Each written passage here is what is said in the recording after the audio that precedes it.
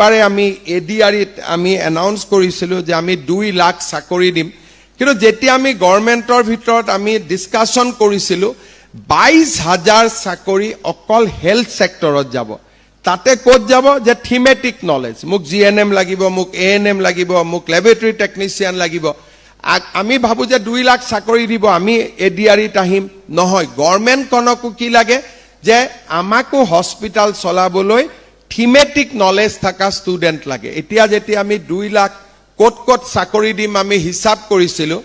তেতিয়া আমি দেখিছিলোঁ আটাইতকৈ বেছি আমাক টিচাৰ লাগিব নাম্বাৰ 1 নাম্বাৰ 2 আমাক হেল্থৰ লগত ৰিলেটেড সাবজেক্ট জনা আমাক ষ্টুডেন্ট লাগিব সেই কাৰণে মই ভাবো যে আমাৰ ষ্টুডেন্টৰ অকল গ্ৰেজুৱেচনটো এইম হ'ব নালাগে পোষ্ট গ্ৰেজুৱেচনটো এইম হ'ব নালাগে এটা থিমেটিক সাবজেক্টৰ ওপৰত নিজৰ দখল আনাৰ বাবে আমি প্ৰয়াস আৰু প্ৰচেষ্টা কৰিব লাগে